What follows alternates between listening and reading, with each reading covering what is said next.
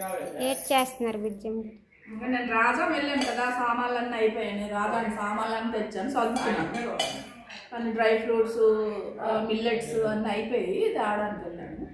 ఇగో వేస్తున్నాను బాదపప్పు.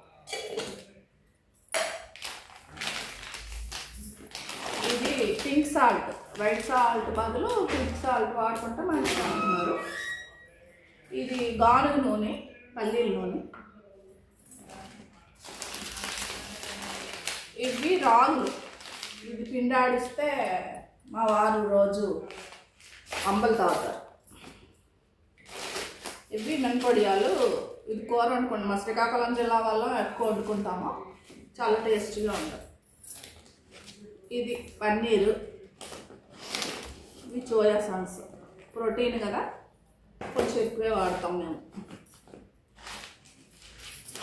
ఇవి నాటు పెసలు, మొలకలు చేసుకోవడానికి. నాటు పెసలు అయితే మొలకలు బాగా వస్తాయి. ఇవి ఇప్పుడు రైట్ పెసలు అట్లు వేసుకోవడానికి టిఫిన్కి. ఇవి జొన్నలు, దోశల్లో బియ్యం బదులు జొన్నలు వాడుకుంటే హెల్త్కి చాలా మంచిది, టేస్ట్ కూడా బాగుంటుంది. ఇవి నువ్వులు, పొడి చేసుకొని ఏమైనా కూరల్లోనే వేసుకోవచ్చు. ఇది బెల్లం పౌడరు, పంచదార బదులు బెల్లం ఎక్కువ వాడతాను నేను. ఇవి కాబోలు శనగలు, నానబెట్టుకొని సాయంత్రం స్నాక్స్కి.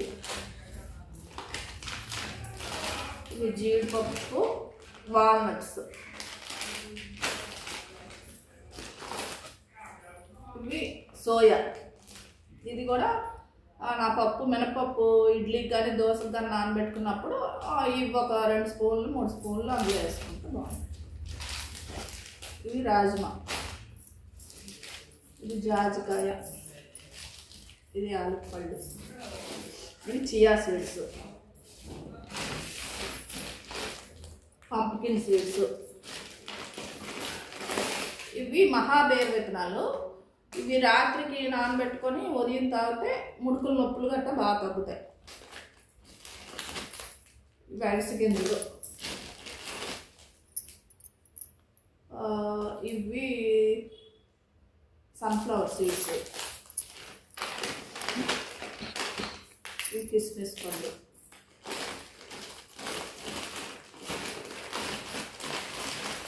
ఇవి బ్రౌన్ రైస్,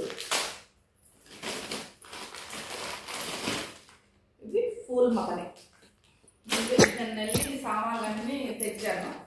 ఈ సామాన్లన్నీ రాజా శ్రీనివాస డ్రై ఫ్రూట్స్ అని అక్కడ అన్నీ దొరుకుతున్నాయి. సామాన్లు కూడా చాలా బాగున్నాయి. అక్కడ అన్ని పచ్చళ్ళు, పొడులు, ఆవకాయలు అన్నీ దొరుకుతున్నాయి. అన్నీ కూడా చాలా టేస్ట్గా ఉన్నాయి. నేను వాడాను అన్నీని.